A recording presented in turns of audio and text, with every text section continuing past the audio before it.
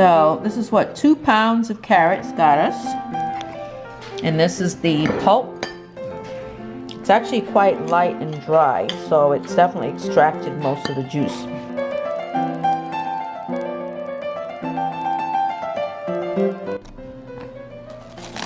Okay, you guys, welcome back. Hopefully you remember the carrots that we got after making carrot juice the other day. Here is the light fluffy carrot remnant that I decided not to waste and going to use it to bake. So for this gluten-free carrot cake, I want y'all to pay attention. Look closely for the measurements and the ingredients, okay? So we're gonna start off with 3 cups of shredded carrots, or the carrots that you get from juicing carrots like I did. But technically 3 cups of, shredded carrots. I'm using organic carrots, okay. Then I have some raisins. This is about 1 cup of raisins, but to make it a little bit more, spicy, jazzy, I also have about ½ a cup of craisins. This is certainly optional. Of course, traditionally it's just raisins, but go ahead and make it different and add some craisins if you choose. Here, ½ a cup of oil. I know some people who use a full cup of oil, but I'm only going to use ½ a cup of oil. And then I'm also going to need, this is ½ a cup of granulated sugar. I don't want this to be too sweet, so I'm using ½ a cup of granulated sugar and ½ a cup of brown sugar. So half and half, okay? And then we have our baking powder, about 1 teaspoon. You can add baking soda and baking powder if you want, or you can just do baking powder. 1 teaspoon. Cinnamon, 1 teaspoon, okay? Gluten-free flour. Now, if you're making a traditional, carrot cake, you just use regular flour. But I have a gluten sensitivity, so I am using gluten-free flour, which is a combination of rice flour and flaxseed mostly. So for the flour, I'm going to use a total of 3 cups. I'm going to use 2 cups of this because I just want to mix it with something else that I like, which is almond flour, So I love almond flour. It's very, very healthy. It's gluten-free, and I just like having 2 different flour. So a total of 3 cups. Then we got our 3 eggs, and then we have a stick of butter. Oh, we forgot one little thing. You're gonna need a pinch of salt. So this is just regular salt, okay? All right, let's show you what we need for the frosting. You're gonna need 1 stick of butter, or at least ½ a cup of butter. So 1 stick of butter will usually give you ½ a cup of butter. And this is unsalted butter, right? And then I'm going to use this cheese. If you have cream cheese, traditional cream cheese, you can use that also.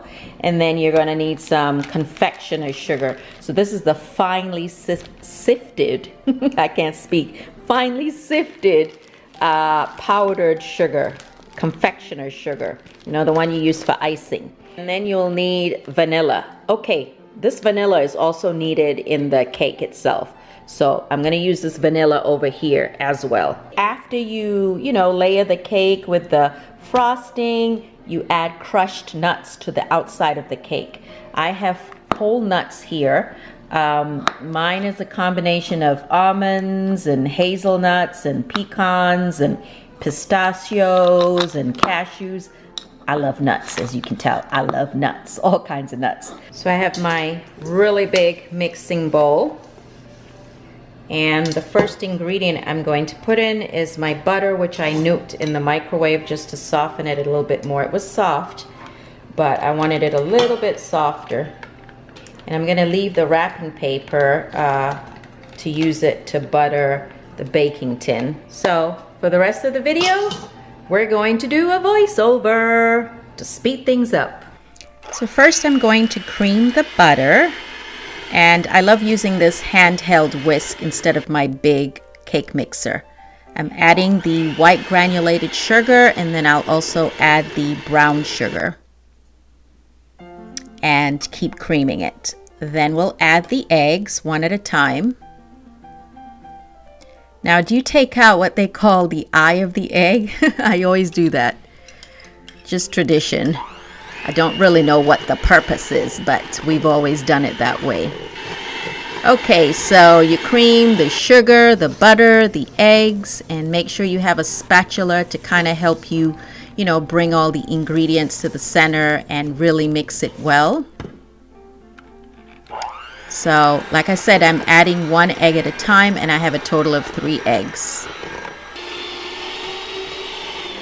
So it's a lot of mixing, adding ingredients and mixing. Okay, now I'm adding the oil. And I know some people also, to make the cake softer, will add applesauce. So that's another tip. All right, I'm adding about a teaspoon of vanilla. I mix in the vanilla, and then I will add my cinnamon and allspice. Allspice. Did I say allspice? Allspice. 1 teaspoon each. Next, I'm coming in with my gluten-free flour. Again, a total of 3 cups. 2 cups of the gluten-free flour and 1 cup of almond flour. So I sieve each one, a little bit at a time. Make sure you don't have any hard pieces, and make sure also to add the salt and the baking powder or baking soda as you sieve the flour. So you want to kind of mix the ingredients so that you don't get this clump of baking soda or baking powder, which kind of tastes nasty if it's not mixed well.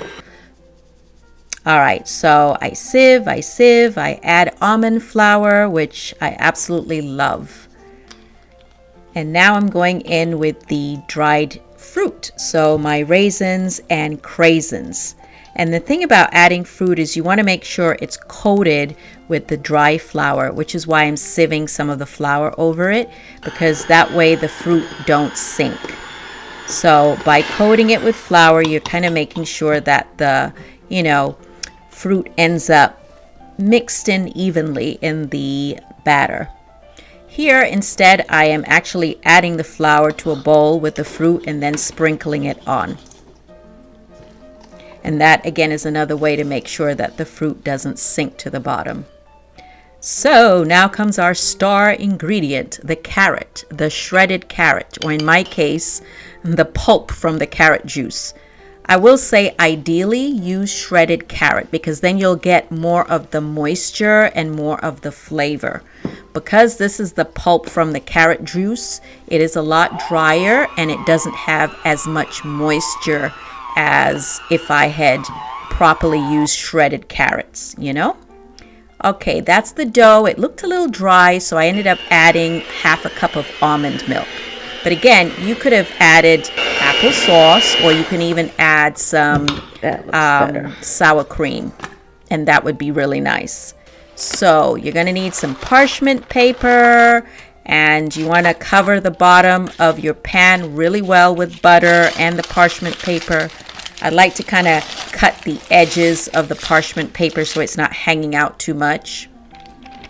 And then we go ahead and pack in our batter. And as you can see, it definitely has a different consistency than if I had used wheat flour. It seems to be a little bit heavier or thicker, and that's because the rice flour tends to be a little bit more kind of gummy, sticky. And so don't expect it to have the same consistency as wheat flour, but it's still going to be good. So pop it in the oven, 350 degrees. After about 45 minutes to an hour, she is done. And you just make sure it's done by putting a knife through it. It's clean. Okay, so I'm letting the cake cool. You'll also notice that despite the baking powder, it doesn't rise as much as wheat flour. But that's okay, because it's going to taste delicious still. All right, let's get this frosting done. We got our cream cheese and butter. You're going to use a whole pack of cream cheese and a whole stick of butter. Okay, I was just adding it small at a time, or a little bit at a time. I'm also now adding the confectioner's sugar. And you want it to be a nice creamy consistency. Add more of the confectioner's sugar as needed until you get the consistency you want. I'm also adding some vanilla. So I'm going to put this in the fridge briefly while I crush some nuts. So use what you have. This is a small marble mortar and pestle, or like this granite large mortar and pestle that I prefer. So I'm going to crush the nuts, and I don't want it fine like powder. I still want some texture. So to assemble the cake, I could use a cake stand or a simple plate like this one. And I'm going to go ahead and shave some of the ridges on the top of the cake, you know, with a bread knife, just to make sure it lays flat. And you can use those little pieces to taste as little testers. Okay, so for the first layer, I remove the paper, and then I want the flat side on the base of the plate so that it is very secure. And then I start by adding the cream cheese frosting. You want to add a liberal amount. I actually wish I had made a little bit more than I did, and you will see why later. I also use this, I think it's a silicone tool, kind of like a mini spatula to help me. And, you know, initially it feels a little frustrating because you can't do it as neat as you want to. But I thought, you know what, let me make it look rustic. So I'm putting the second layer of the cake. And this time I want the flat side on top. So you see what we did there? The flat side on top. Okay, add more frosting. And we're going to spread it all over the cake as neatly as we can. And it's not going to look neat. It really isn't. If you want it super neat, you can do a crumb layer, what they call a crumb layer, and then you put that in the refrigerator so it sets, and then you come back with a second layer. That way it's super neat. But I really wasn't trying to be super neat, and we were going to eat the cake that day. So that's why it's not going to be as perfect. I have finished covering the cake with the frosting. As you can see, it looks pretty messy, so I'm going in with a damp paper towel to clean off the edges. As you can see, that looks so much better. Now the tricky part comes with adding the nuts. You kind of have to tilt the cake upward, and I'm sorry you couldn't really see properly, but I'm sprinkling nuts all along the sides, and it gets pretty messy. Okay, we are done. Time to devour this cake. Isn't she beautiful? She turned out pretty well, right? Honestly, this is the same or similar recipe as a traditional cake, except I'm using gluten-free flour. So if you substitute with regular flour, you will get a traditional looking cake. As you can see, I could have done with adding a little bit more cream to the filling, but overall it was still a moist and delicious cake. Please leave in the comments how you make your own carrot cake or how you like it. And let me know if you enjoyed this video. I really appreciate it. Thanks for watching. Bye!